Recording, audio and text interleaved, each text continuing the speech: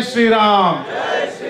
భారత్ మాతాకి భారత్ మాతాకి అందరికీ నమస్తే। తెలుగు మొత్తానికి అర్థం కాదు అనేటటువంటి వాళ్ళు ఎవరైనా చేతులు ఎత్తండి। తెలుగు అర్థమవుతుంది, మొత్తానికి అసలు తెలుగే రాదు అనే వాళ్ళు ఎవరైనా ఉన్నారా? తెలుగు అందరికీ అర్థమవుతుంది కదా, ఎందుకంటే నేను తెలుగులోనే మాట్లాడతా, అంత హిందీ రాదు పూర్తిగా, అందుకని చెప్పేసి తెలుగు అయితే అందరికీ అర్థమవుతుంది కదా, రైట్। అందరికీ నమస్కారం। నా పేరు కళ్యాణ్ కుమార్ చెట్లపల్లి। నాది శివశక్తి ఆర్గనైజేషను। గత 10 సంవత్సరాలుగా క్రైస్తవ మత మార్పిళ్ల మీద పోరాటం చేస్తున్నాము। సుమారు ఒక 10,000 మంది క్రైస్తవుల్ని క్రైస్తవంలో నుంచి తిరిగి స్వధర్మంలోకి గర్వాప్సి చేశాము। అంతేకాకుండా పాస్టర్ గారు కూడా 2 చర్చిలు ఉన్నటువంటి ఒక పాస్టర్ గారు కూడా శివశక్తి ప్రభావంతో క్రైస్తవంలో నుంచి వెనక్కి వచ్చేసాడు। ఆయన పేరు సత్యబాబు గారు। ఇంతకుముందు ఏలీషా క్రైస్తవుడుగా ఉన్నప్పుడు తర్వాత మన శివశక్తి ప్రభావం చేత వీడియోలు చూసి అసలు బైబిల్ అంటే ఏంటి, బైబిల్లో ఉన్నదంతా నిజమేనా, ఈ క్రైస్తవ మత మార్పిళ్ళు దేశానికి ఎంత ప్రమాదము, ఇట్లాంటి అనేక విషయాలన్నీ తెలుసుకొని ఒక 3-4 సంవత్సరాలు సంఘర్షణ చెంది ఇంకా ఈ క్రైస్తవంలో ఉంటే నా జీవితానికి ఏ విధమైనటువంటి సార్థకత లేదు అని క్రైస్తవాన్ని వదిలేసి పూర్తిగా స్వధర్మమైనటువంటి మాతృధర్మమైనటువంటి హిందూ ధర్మంలోకి వచ్చేసారు।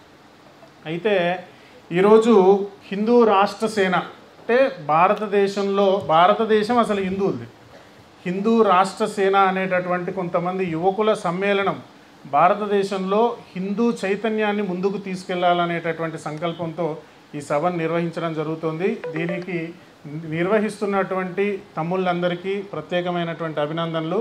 నాతో పాటు కూర్చున్నటువంటి అతిథులందరికీ నమస్కారాలు తెలియజేస్తూ, భారతదేశం ఇప్పుడు ప్రస్తుతానికి అత్యంత సమస్యాత్మకంగా ఫీల్ అవుతున్నటువంటి అంశాలు ఏంటంటే క్రిములు, క్రీ చుక్క ము చుక్క లు, మీకు అర్థమైందా? క్రిములు అంటే క్రిస్టియన్లు, ముస్లింలు, ఈ 2 భారతదేశానికి అత్యంత ప్రమాదకరమైనటువంటి హేతువులుగా తయారైనాయి।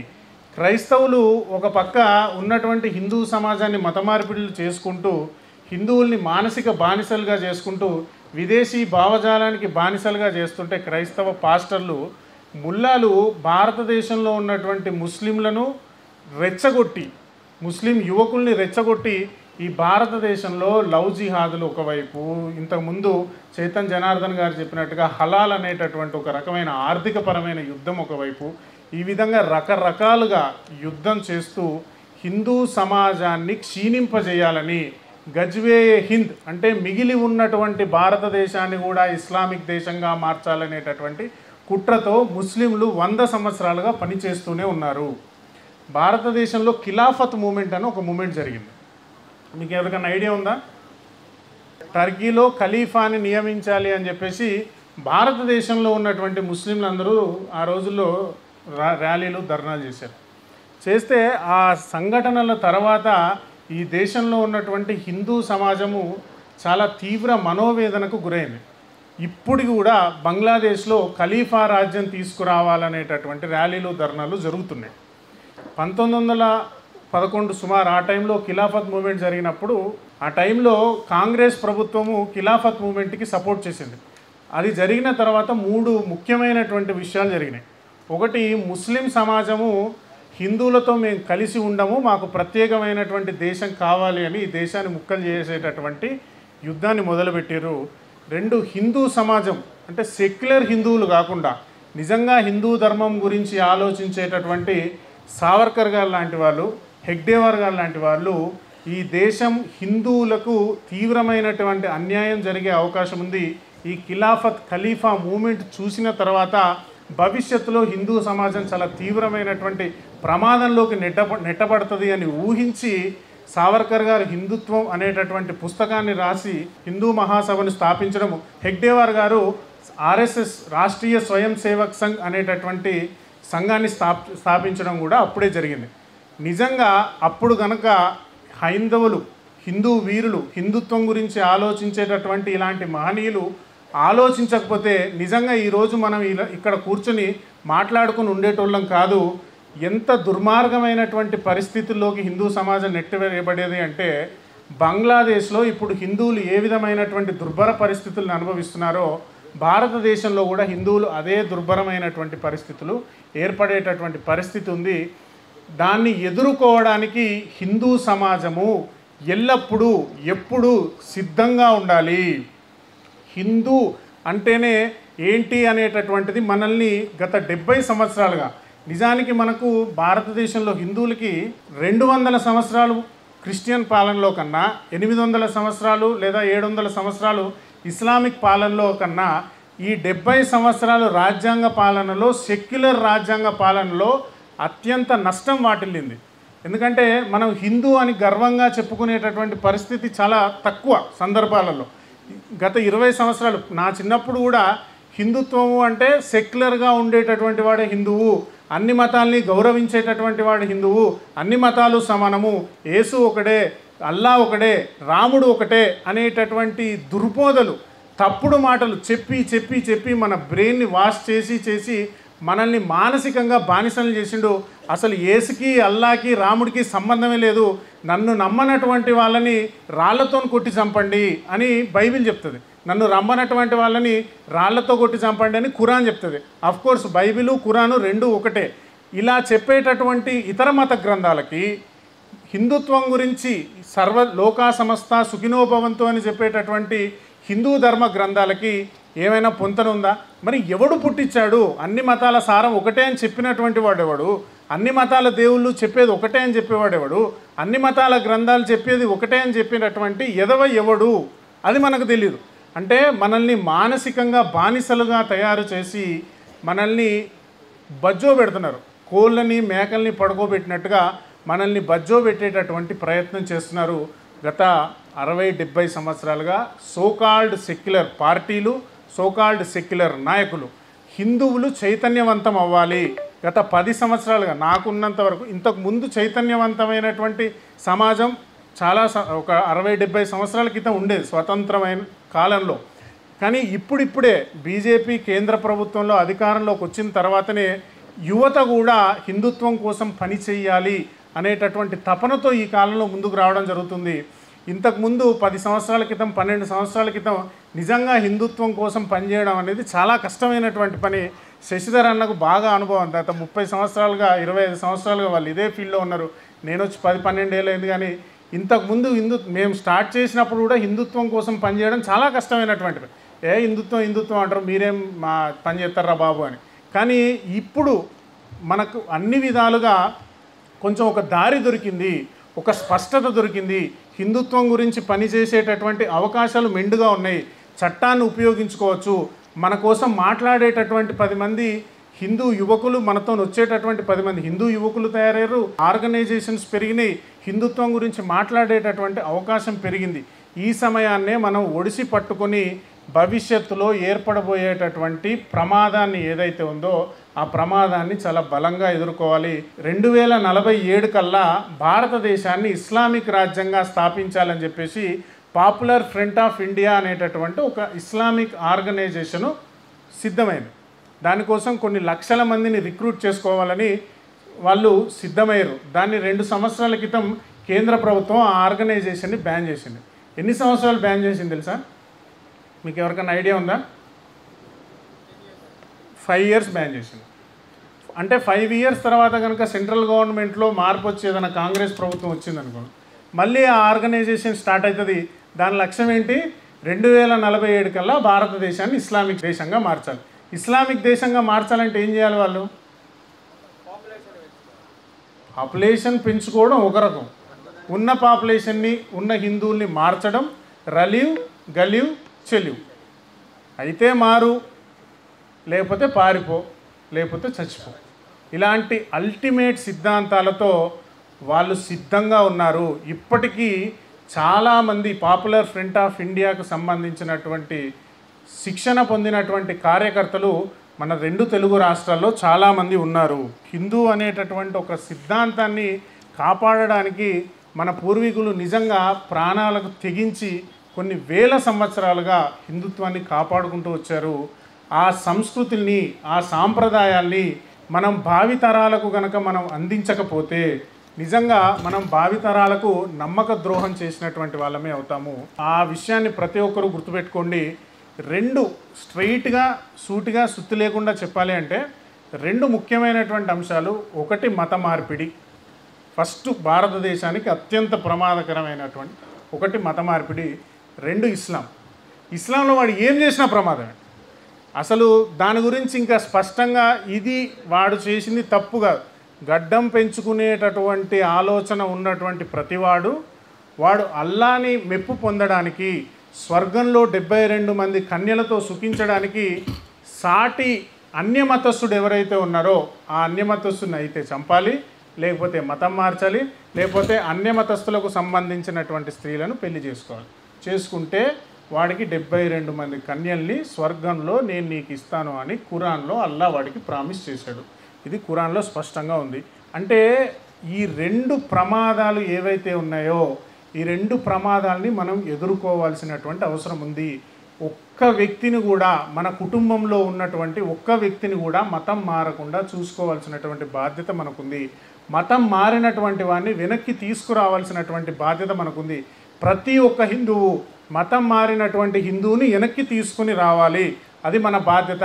వాడు ఏ రైస్ బ్యాగ్ కోసమో, కడుపు నొప్పి పెడుతుందనో, తలకాయ నొప్పి పెడుతుందనో, లేకపోతే ఏదన్నా ఇంట్లో ఏదన్నా అవసరాలు ఉన్నాయనో, అనేక రకాలుగా రోగాలు వచ్చినాయనో, ఉద్యోగం రాలేదనో అనేక రకాలుగా మభ్యపెట్టి పల్లెలలో మత మార్పిడి చేసేటటువంటి ముఠాలు పెరిగినాయి.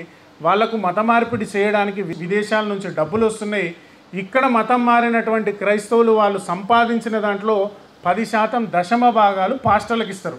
ఇది ఎంతమంది తెలుసండి దశమ భాగాల కాన్సెప్టు? అందరికీ తెలుసు కదా దశమ భాగాలు. అదే మీ అందరికీ ఒక సబ్జెక్ట్ బేసిక్ నాలెడ్జ్ ఉంది కాబట్టి కొంచెం స్పీడ్గా చెప్తున్నాను.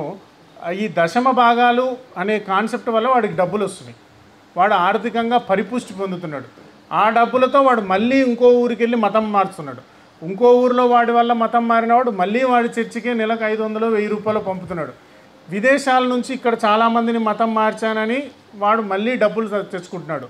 ఎక్కడో పల్లెలలో పేద ఊర్లలో కూలీ నాలీ చేసుకునేటటువంటి తల్లిదండ్రులు ఉంటే ఆ తల్లిదండ్రుల దగ్గరికి వెళ్ళి మీ పిల్లల్ని చదివిస్తాము, మీ పిల్లల్ని నాకు ఇవ్వండి, మాకు స్కూల్ ఉంది, కాలేజ్ ఉంది అని అనాథ శరణాలయాలు పెట్టి క్రైస్తవ పాస్టర్లు ఆ కూలీ నాలీ చేసుకునేటటువంటి పిల్లల్ని తీసుకొచ్చి ఇక్కడ అనాథ శరణాలయాలలో పెట్టి వీళ్ళు అనాథలు, ఈ అనాథలకి మేము క్రైస్తవ బాప్తిజం ఇచ్చాము, ఈ బాప్తిజం ఇచ్చిన తర్వాత వీళ్ళకు విద్య నేర్పిస్తాం కాబట్టి విదేశాల నుంచి మాకు డబ్బులు పంపించండి అని ఇక్కడ డబ్బులు అడుకుంటున్నారు. డబ్బే ప్రధానంగా మత మార్పిడి చేసేటటువంటి ఈ పాస్టర్లకు ఎవరికైనా సరే సరైనటువంటి గుణపాఠం చాలా స్పష్టంగా చెప్పాలి. మీరు ప్రస్తుతానికి మనం చేయవలసినటువంటి యుద్ధం 1946లో, 1947లో, 1971లో, తర్వాత ఖిలాఫత్ మూమెంట్లో చాలా యుద్ధాలు జరిగినాయి హిందువులకి ముస్లింలకి మధ్య. ఒక్కసారి చరిత్ర చూస్తే మనకు అర్థమవుతుంది. కానీ ఇప్పుడు యుద్ధం అనేటటువంటి రంగు మారింది. ఇప్పుడు మేధోపరమైనటువంటి యుద్ధం చేయవలసినటువంటి పరిస్థితి ఉంది. స్పష్టంగా మనం కర్రలు పట్టుకొని కత్తులు పట్టుకొని రోడ్ల మీదకి వెళ్తే మన మీదే పోలీసులు కేసులు వేసి చట్టపరంగా వీళ్ళే కొంచెం ర్యాష్గా ఉన్నారు అని చెప్పేసి మన మీద కేసులు పెట్టేటటువంటి అవకాశాలు ఎక్కువ ఉన్నాయి ప్రస్తుతానికి ఉన్నటువంటి సెక్యులర్ రాజ్యాంగంలో. మనం మేధోపరమైనటువంటి యుద్ధం చేయాలి. బైబిల్ని ఒకసారి ఓవరాల్గా చదవండి, ఖురాన్ని ఒకసారి ఓవరాల్గా చదవండి.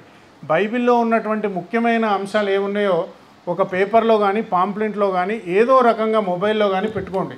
ఖురాన్లో ఉన్నటువంటి మెయిన్ పాయింట్స్ ఏమున్నాయో ఓవరాల్గా పెట్టుకోండి. బైబిల్ గురించి, ఖురాన్ గురించి మీ చుట్టుపక్కల ఉన్నటువంటి స్నేహితులతో, మీ కుటుంబ సభ్యులతో చర్చిస్తూ ఉండండి. కానీ ఆ లోపు జరిగేటటువంటి మేధో యుద్ధాన్ని మనం గెలవాలి అంటే మనం సబ్జెక్ట్ నాలెడ్జ్ పెంచుకోవాలి. ఖచ్చితంగా మేము ఇంతమంది క్రైస్తవుల్ని వెనక్కి తీసుకురాగలిగినామన్నా, ఎంతోమంది క్రైస్తవంలోకి వెళ్లకుండా మా ఆర్గనైజేషన్ తరపున పనిచేసినామన్నా దానికి కారణం ఏంటంటే మేము బైబిల్లో ఉన్నటువంటి విషయాలే మాట్లాడతాం, బైబిల్లో ఉన్నటువంటి నిజాలే మాట్లాడతాం. బైబిల్ లిటరల్గా బట్టలు ఇప్పి నడి బజార్లో నిలబెట్టడం వల్ల బైబిల్లో ఉన్నటువంటిది పూతని, బైబిల్లో ఉన్నటువంటిది చెత్త అని చాలామంది సామాన్య జనానికి తెలవడం వల్ల ఈరోజు సమాజం చైతన్యవంతమైంది. సో మీరు కూడా ఈ మేధోపరమైనటువంటి యుద్ధానికి సిద్ధంగా ఉండి బైబిల్లో అంశాలు, ఖురాన్లో ఉన్నటువంటి అంశాలు అన్య మతస్థుల్ని, బైబిల్లో ఒక వాక్యం ఉంటుంది, నీ తండ్రియే కానీ, నీ తల్లియే కానీ, నీ కౌగిట భార్యయే కానీ, నీ సోదరుడే కానీ, ఎవరైనా సరే, నీ ప్రాణ స్నేహితుడైనా సరే, నీ దేవుణ్ణి కాకుండా అన్యుల దేవుణ్ణి పూజించుదామని రమ్మని పిలిస్తే వాని నిర్దాక్షిణ్యంగా కటాక్షింపకు, కనికరించకు, నిర్దాక్షిణ్యంగా వాని చంపేయని ఉంటుంది బైబిల్ స్పష్టంగా.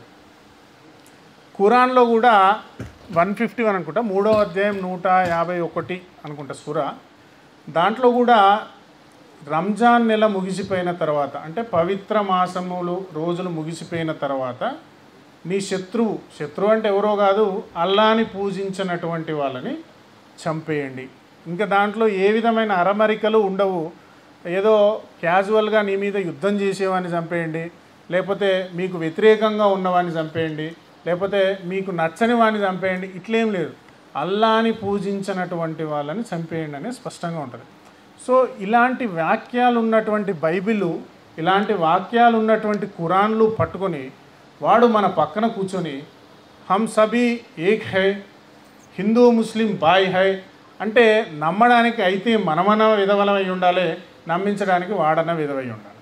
మనం విధవలం కాదు అని చెప్పాల్సినటువంటి ఆవశ్యకత ఉంది. నువ్వు తల్లిలాగా పూజించేటటువంటి గోమాతని, నువ్వు ప్రాణం కంటే ఎక్కువగా పూజించేటటువంటి గోమాతని ఏ రోజైతే వాడు చంపి నేను తింటాను, ఇది నా ఆహారం అన్నాడంటే వాడు ఇప్పటికీ కాదు, ఏ జన్మకు నీకు అన్నగాడు, ఏ జన్మకు నీకు తమ్ముడు కాదు, ఏ జన్మకు నీకు బాయిగాడు. వాడు ఎన్ని జన్మలు ఎత్తినా వాడు మన శత్రువే. మనము గోరక్షణ అనేటటువంటిది మనకు ప్రాణంతో సమానం. అలాంటి గోమాతను వాడు హింసిస్తుంటే వాడు మనకి ఎప్పటికీ బాయిగాడు. మనకు క్లారిటీ ఉండాలి, స్పష్టత ఉండాలి. హిందూ సమాజానికి ఈ స్పష్టత అనేది చాలా ఆవశ్యకతమైనది. ఆసింధు సింధు పర్యంత యస్య భారత భూమిక పితృభూ పుణ్యభూశ్చైవ తవైర్హిందూ స్మృతి స్మృత అన్నారు సావర్కర్ గారు హిందూ గురించి డెఫినేషన్ ఇస్తూ హిందుత్వం అనేటటువంటి పుస్తకంలో. అంటే సింధు నది నుంచి హిందూ మహాసముద్రం వరకు ఉన్నటువంటి భూమిలో ఉన్నటువంటి ప్రజలందరూ ఎవరైతే ఉన్నారో వాళ్ళంతా ఈ దేశాన్ని, ఈ భూమిని సింధు నది నుంచి, కాశ్మీర్లో ఉన్న సింధు నది నుంచి హిందూ మహాసముద్రం వరకు పితృభూ పుణ్యభూశ్చైవ, ఇది పితృభూమి అంటే నా మాతృభూమి పితృభూమి, పుణ్యభూశ్చైవ పుణ్యభూమి కూడా ఇదే అనేటటువంటి వాళ్ళే హిందువులు. ఇది కాదు అనేటటువంటి ఎవడైనా ఈ భారతదేశంలో హిందువు కాదు, వాడిని మనం కన్సిడర్ చేయాల్సినటువంటి అవసరం లేదు. వాడు ఈ దేశానికి సంబంధించినోడు కాదు. ఈ దేశంలో అష్టాదశ శక్తిపీఠాలు కానీ, ద్వాదశ జ్యోతిర్లింగాలు కానీ, పంచభూత లింగేశ్వరాలు కానీ, కేదార్నాథ్ కానీ, 4 శక్తిపీఠాలు కానీ, 4 పీఠాలు శంకరాచార్య పెట్టిన పీఠాలు కానీ, ఇవన్నీ మనకు పుణ్యభూములు. కానీ ముస్లింకి పుణ్యభూమి మక్కాలో ఉంటుంది, క్రిస్టియన్కి పుణ్యభూమి జెరూసలేంలో ఉంటుంది. వాడికి ఈ దేశం పుణ్యభూమి కాదు, వాడు ఎప్పటికీ ఈ దేశాన్ని ప్రేమించడు. ఇది పుణ్యభూమి అనాలంటే వాడు హిందువు అయి ఉండాలి. సో ఈ పుణ్యభూమి హిందువులది కాబట్టి ఈ దేశంలో హిందువులకు మాత్రమే హక్కు ఉంది. ఈ విషయాన్ని ప్రతి ఒక్క హిందువు అర్థం చేసుకోవాలి. చివరిగా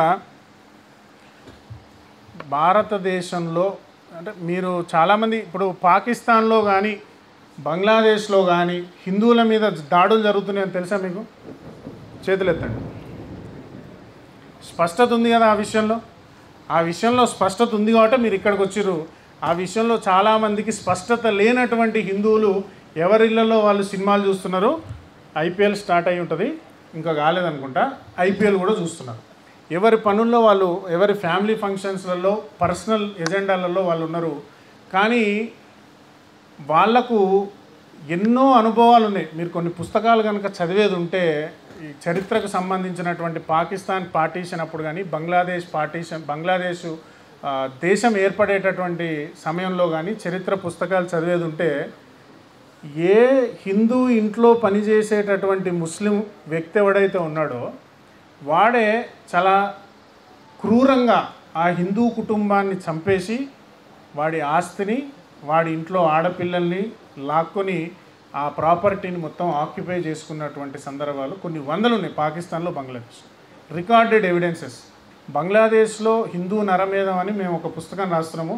1946 దగ్గర నుంచి నౌకాలి బంగ్లాదేశ్లో జరిగినటువంటి 1946 రాయిట్స్ దగ్గర నుంచి 2024 షేక్ హసీనా పారిపోయి వచ్చింది కదా రీసెంట్గా లాస్ట్ ఇయర్, అప్పటి వరకు జరిగినటువంటి హిందువుల మీద నిరవధికంగా నిరంతరంగా హిందూ సమాజం మీద అన్ని కోణాల్లో దాడులు చేసేటటువంటి ఆ ప్లానింగ్ ఏదైతే ఉందో ఒక పుస్తక రూపంలో తీసుకొస్తున్నామో, అది రాస్తున్నప్పుడు అది చదువుతున్నప్పుడు దాని మీద పనిచేసినప్పుడు కనీసం ప్రతి 10 పేజీలకి ఒకసారి నా కళ్ళల్లో నీళ్లు తిరిగేవి. 1 గంట 2 గంటలు బుక్ పక్కన పెట్టేసి వేరే మళ్ళీ ఆలోచనలోకి వెళ్ళి మళ్ళీ బుక్ దగ్గరికి రావాల్సినటువంటి పరిస్థితి. అంటే హిందూ సమాజము ఇప్పటికే చాలా కోల్పోయింది, ఇంకా కోల్పోయేటటువంటి పరిస్థితుల్లో లేదు.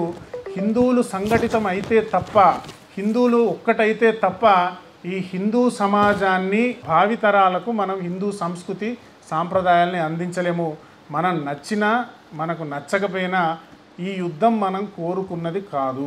భారతదేశాన్ని ఇస్లామిక్ దేశంగా మార్చాలి, అల్లాకి దాన్ని గిఫ్ట్గా ఇవ్వాలి. గజ్వే నవ్వుతూ పాకిస్తాన్ తీసుకున్నాం, ఏడిపిస్తూ హిందుస్థాన్ని లాక్కుంటామని 1947లో లాహోర్ వీధుల్లో కత్తులతో వీరంగం చేసినటువంటి అనేక మంది ముస్లింలు ఇచ్చినటువంటి నినాదం ఇది. సో ఆ విధంగా మిగిలిపోయినటువంటి గజ్వే హిందుని ఇప్పుడు తీసుకోవాలని వాళ్ళు నిరంతరం ప్రయత్నం చేస్తూనే ఉన్నారు. భారతదేశాన్ని ఇస్లామిక్ కంట్రీగా మార్చాలి, హిందువుల్ని ముస్లిమ్స్గా మార్చాలి, మారనటువంటి వాళ్ళని చంపేయాలని అనేక తీవ్రవాద సంస్థలు ప్రపంచంలో పనిచేస్తున్నాయి. వాటికి కొన్ని కోట్ల రూపాయలు వెహబిజం పేరుతో సౌదీ అరేబియా, ఇరాన్, ఇరాక్ లాంటి దేశాలు అందిస్తున్నాయి. మనము కోరుకోనేటటువంటి యుద్ధాన్ని, మనకు ఇష్టం లేకపోయినా చేయవలసినటువంటి యుద్ధం అనేటటువంటిది జరుగుతోంది. సో దాన్ని మనం ఆపలేం కాబట్టి మనం కూడా యుద్ధానికి సిద్ధంగా ఉండాలి. భగవద్గీతలో శ్రీకృష్ణుడు చెప్తాడు, హతోవా ప్రాప్యసే స్వర్గం జిత్వావా భోక్షసే మహిం తస్మాత్ ఉత్తిష్ట కౌంతేయ యుద్ధాయ కృత నిశ్చయ అని చెప్తాడు. అంటే నీకు నచ్చినా నువ్వు నచ్చకపోయినా యుద్ధం జరిగి తీరుతుంది,